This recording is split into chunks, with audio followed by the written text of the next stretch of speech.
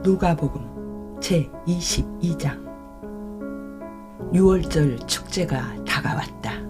이 명절에는 전통적으로 누룩 없는 떡을 먹었다. 대제사장들과 율법학자들은 군중의 폭동 없이 예수를 죽일 방책을 궁리하고 있었다. 그들은 군중을 몹시 무서워하고 있었다. 그때 사단이 12제자 중에 하나인 가룟 유다에게 들어갔다. 그래서 유다는 대제사장들과 성전 수비대장들을 찾아가 예수를 그들에게 넘겨줄 방법을 상의하였다. 그들은 매우 좋아하며 유다에게 돈을 주기로 약속하였다. 유다는 군중이 없을 때 몰래 예수를 잡아줄 기회를 엿보았다. 유월절 양을 잡고 누룩 없는 떡을 먹는 무교절 축제일이 되었다. 예수께서는 유월절 음식을 준비하라고 베드로와 요한을 보내셨다. 그들이 물었다. 어디에다가 준비할까요? 주께서 대답하셨다. 너희가 예루살렘으로 들어가면 물동이를 메고 가는 사람을 만날 것이다. 그가 가는 집으로 따라 들어가 주인에게 우리 선생님께서 제자들과 함께 유월절 음식을 드실 방이 어딘지 보여달라고 하십니다 하고 말하여라. 그러면 그가 이미 준비를 마친 2층의 큰 방으로 너희를 데리고 갈 것이다. 그 방이 우리가 쓸 방이다. 먼저 가서 거기에다가 준비하여라. 그들이 가서 보니 모든 것이 예수께서 말씀하신 그대로였다. 그들은 그곳에 유월절 음식을 준비하였다. 시간이 되자 예수께서 다른 제자들과 함께 그곳에 도착하시고 식탁에 앉아 말씀하셨다. 내가 고난을 당하기 전에 너희와 함께 이 유월절 음식 먹기를 얼마나 간절히 원하였는지 모른다. 이제 분명히 일러두겠다. 하나님 나라에서 유월절이 이루어지기까지는 내가 다시 이것을 먹지 않을 것이다. 그러고 나서 예수께서 잔을 들어 감사 기도를 드리신 다음 제자들에게 말씀하셨다. 이 잔을 받아 나누어 마셔라. 하나님 나라가 올 때까지 나는 포도나무 열매에서 난 것을 결코 마시지 않을 것이다. 예수께서는 또 떡을 들어 감사 기도를 드리신 다음 그것을 떼어 제자들에게 주시며 말씀하셨다. 이것은 너희를 위하여 주는 내 몸이다. 나를 기념하면서 이것을 먹어라. 식사 후에 예수께서 또 잔을 들고 그대로 하시며 말씀하셨다. 이것은 너희를 구원하는 하나님의 새 계약의 표니 내가 너희를 위하여 내 피를 흘려서 맺는 새 계약의 표다. 그러나 이 식탁에 앉아있는 한 사람이 나를 배반할 것이다. 나는 반드시 죽는다. 그것이 하나님의 계획이기 때문이다. 그러나 나를 배반한 자에게는 무서운 저주가 기다리고 있다. 그러자 제자들은 자기들 가운데 이런 일을 할 사람이 누구일까 하고 서로 물었다. 제자들 사이에서 누가 제일 윗자리를 차지할 것인가 하는 문제로 논쟁이 벌어졌다. 예수께서 그들에게 말씀하셨다. 이 세상에서는 임금과 높은 지위에 있는 사람들이 그를 둘러선 종들에게 명령을 내린다. 또 종들은 자유가 없어 그들이 시키는 대로 해야 한다. 그러나 너희 가운데서는 남을 가장 잘 섬기는 사람이 너희의 지도자가 될 것이다. 이 세상에서는 주인이 자리에 앉아서 종들에게 섬김을 받는다. 그러나 여기서는 그렇지 않다.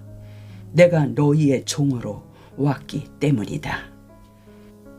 이 시련의 때에 너희는 줄곧 나와 함께 있으면서 충성을 다하였으니 내 아버지께서 내게 왕권을 주신 것처럼 나도 너희에게 그리하겠다. 너희는 내 나라에서 내 식탁에 앉아 먹고 마시며 또 보좌에 앉아 12지파를 심판할 것이다. 시몬아, 시몬아, 사단이 너를 밀가부르듯이 까부르려 하고 있다. 그러나 네가 믿음을 잃지 않도록 내가 기도하였다. 그러므로 네가 깨닫고 돌이킨 후에 형제들에게 힘이 되어주고 그들의 믿음을 북돋워 주어라. 베드로가 말하였다. 주님, 저는 이미 감옥에 갈 각오가 되어 있습니다.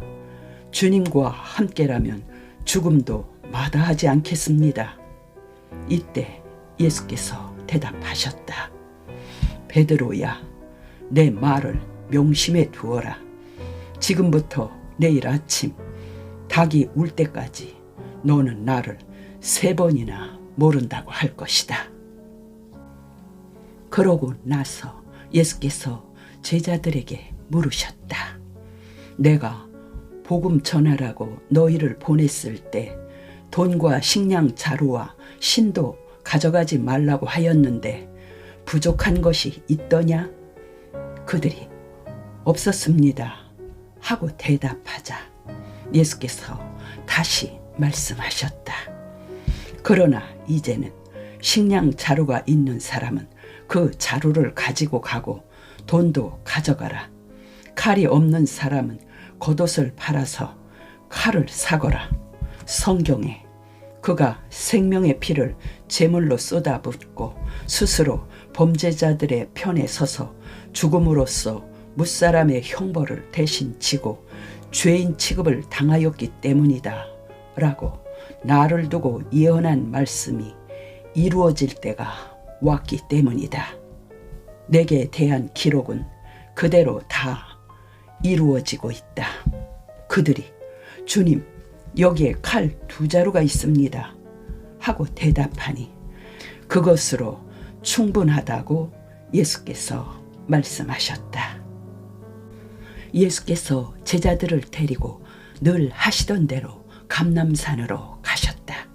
거기서 예수께서는 제자들에게 시험에 빠지지 않도록 하나님께 기도하라고 이르시고 돌을 던져 닿을 만한 거리쯤 떨어져 무릎을 꿇고 기도하셨다.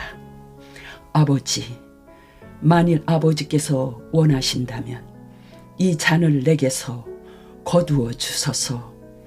그러나 제 뜻대로 마시고 아버지의 뜻대로 하소서. 그때 천사가 하늘에서 나타나 예수께 힘을 돋우어 드렸다.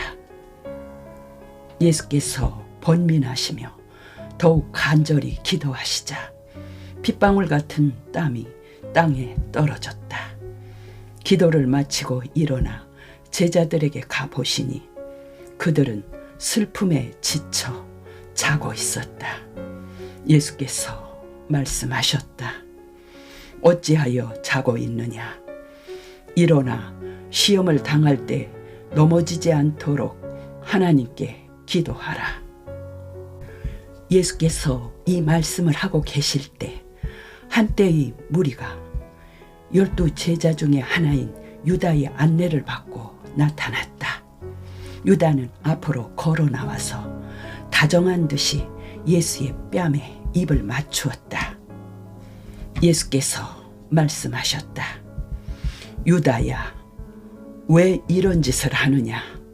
너는 입맞춤으로 나를 배반하려 하느냐? 다른 제자들이 이 일을 지켜보고 있다가 주님, 우리가 싸우겠습니다. 우리에게는 칼이 있습니다 하고 말하였다. 제자들 가운데 한 사람이 대제사장의 종을 칼로 내리쳐 오른쪽 귀를 떨어뜨렸다. 그러나 예수께서는 더 이상 대항하지 말라 하시고 그 사람의 귀를 만져 고쳐주셨다. 그러고 나서 그 일당의 두목인 대제사장과 성전 수비대장과 장로들에게 물으셨다.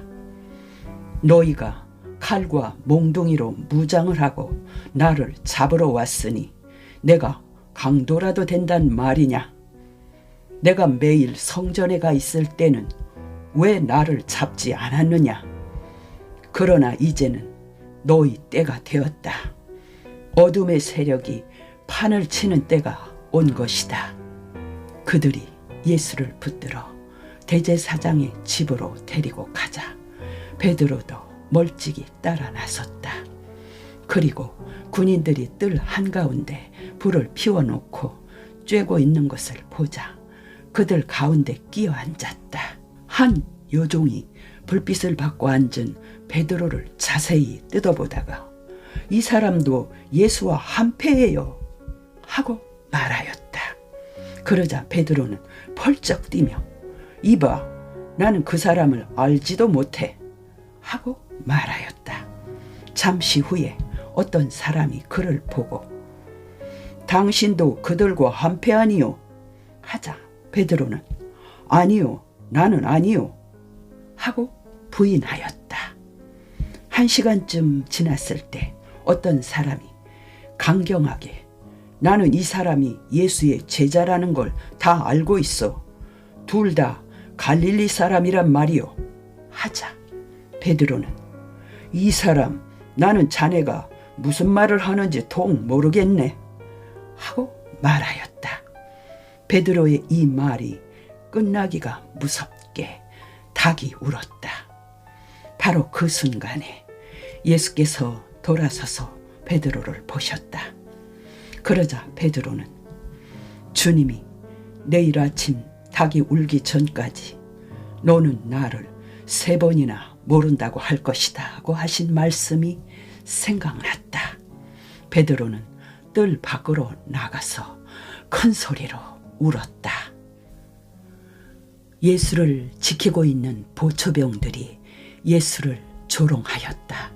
그들은 예수의 눈을 가려놓고 주먹으로 치면서 예언자라 했으니 이번에는 누가 쳤는지 알아맞혀 보시지 하며 예수께 온갖 무례한 짓을 다 하였다.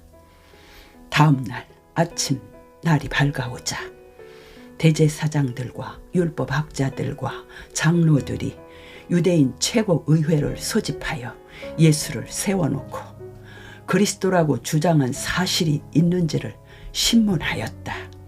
예수께서 말씀하셨다.